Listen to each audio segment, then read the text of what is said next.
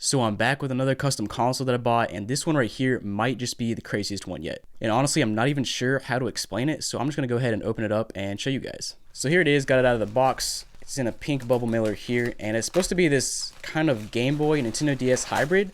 It looks awesome. I saw it on Mercari, and I just knew I had to have it. Let's go ahead and open this up. So we're almost to the reveal, and I am very excited for this thing. Let's go ahead and see if we can slide it out of the bubble wrap, and ooh, there it is. Oh man, this thing is crazy. What in the world? Who made this? All right, so let me just give you a rundown of what we're looking at. So first of all, this is the top screen from an SP. This down here is a DMG Game Boy, and it has Nintendo DS hardware inside.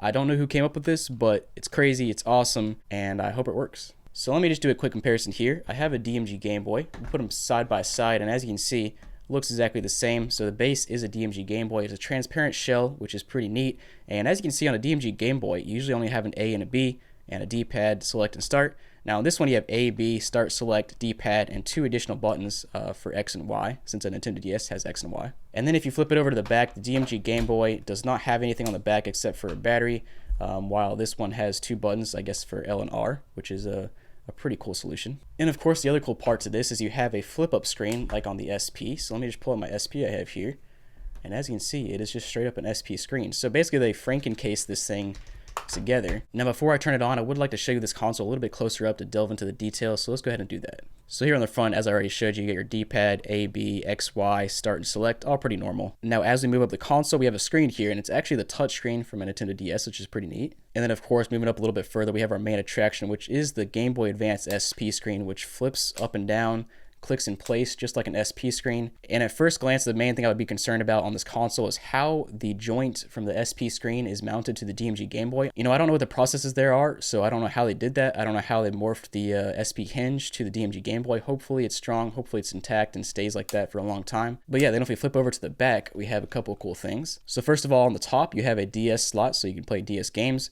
Right below that, you have a GBA slot, which is basically the exact same spot as your original Game Boy slot, but it is for the Game Boy Advance. And then of course on the DMG Game Boy you have your battery slot here where you put 4 AA batteries, but here there is a Nintendo DS battery. You can access it pretty easily. And then if you look on the left hand side of the console, you have a USB-C slot where you can charge your battery. And then if you move over to the right side, we have our volume rocker and a covered up port right here. And then move up a little bit more, you have your stylus, which is kind of tight, but it does come out.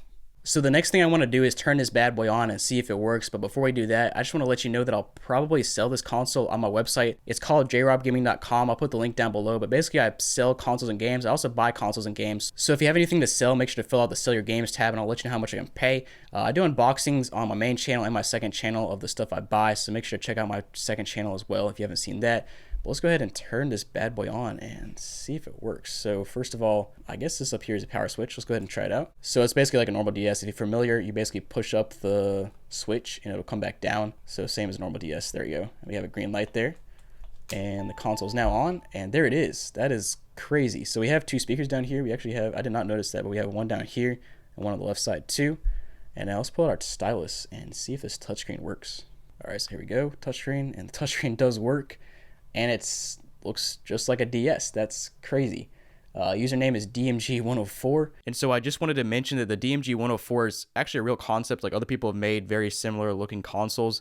So it's not quite a new thing, but it's still very, very rare. So the D-pad is a bit finicky. So it works, but the D-pad you have to press like really hard, which is kind of odd. Like as you can see, I'm tapping it a little bit and it doesn't go to the side, but if I press it really hard, it does.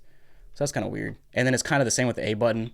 When I have to press like really hard, if I just tap it, it does not do anything. I have to press it like all the way down. I feel like you could fix that with some better mesh pads on these buttons. I'm not sure what the issue is there, but that's kind of weird. At least the buttons do work though. Let's go ahead and turn this thing back on and let me put a game in. So I have a couple games here to try. We have Pokemon Leaf Green for the GBA, and we also have Zoo Tycoon 2 for the DS. We'll try out a GBA game first just because why not? And the cool thing is it doesn't stick up at all. It fits perfectly. Turn the console back on. And it should boot up now. And there it is. We got start GBA game. Let's try her out. So as you probably know, on the DS, you can adjust whether you want to play GBA games on the top or bottom screen. Obviously, we're on the top screen right now. And the speaker actually works pretty well. It's very loud. You can't really hear it, but it is a very loud speaker. So here's something kind of weird. You can't actually turn the volume all the way off. It only goes down to like very quietly, but it does not go all the way off. So that's kind of odd. So I mean, as you can see, it is working fine. It is a bit annoying how you have to press down so hard though. Like going down and to the right is not too hard. Up and to the left, you have to press pretty hard though, and you have to press A and B pretty hard as well. I'm gonna open this thing up later and check that out, but it is a bit annoying. It does work though, but I figure that shouldn't be too difficult of a fix. So next up, we'll put in a DS game, and as you can see, the slot is up here, and it's actually kind of a little convenient slot. Pretty cool there.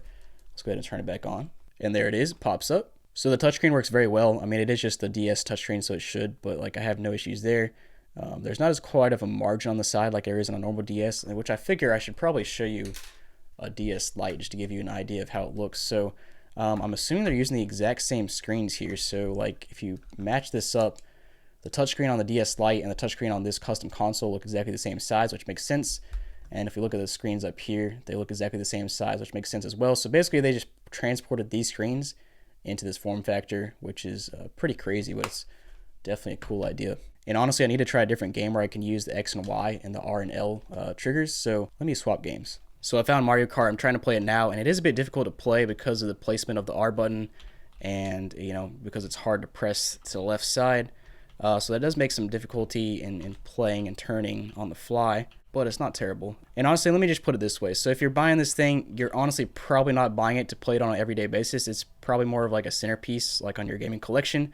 I've had people contact me in the past about these custom consoles I buy, and they're interested in buying them, and they mentioned that they just want to put it like in their display case because it's such a cool piece. So honestly, like as bad as it sounds, the functionality of these things is not quite as big of a deal as you would think it is, because most people that are interested in these consoles are buying them for like a centerpiece, not to actually play on a daily basis. I mean, there's a reason Nintendo designed the DS Lite as the way they did. It's just best for functionality and use. It's just kind of hard to play games when you have buttons as triggers. So of course, the next thing I want to do is open this thing up and see what it looks like on the inside. So let's go ahead and open this bad boy up. So there's only 4 screws holding this thing together, and we got it apart now, and here it is. And man, I won't be able to open this up very far because there are a bunch of wires kind of strapped together, and ooh, one of the screw posts is broken. That's not ideal.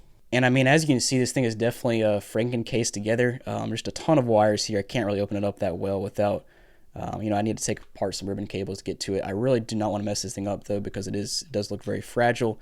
So here's the board that we're having problems with. So the DMG control board, it looks like it's honestly not tightened down quite enough just from looking at the screw right here.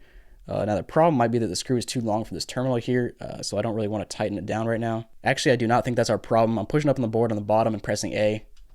Still nothing. I have to press really hard. So I think it's just a matter of what button and membrane are used there. Probably needs to be replaced to get better button functionality there, but I personally do not know what to put there. So honestly, this thing is awesome. It does have some slight issues. I do not personally want to mess with it and try to fix it because I don't have too much experience with messing with these portable consoles like this, and I don't want to break it. So I'm going to put it back together, and maybe somebody that's watching this video wants to buy it and they want to, improve on it, or maybe they just want to make it a display in your gaming collection, which is kind of what I want to do. I might do that. I don't know. But check out my website. I'll put a link down below. I might sell it there. I have not decided yet.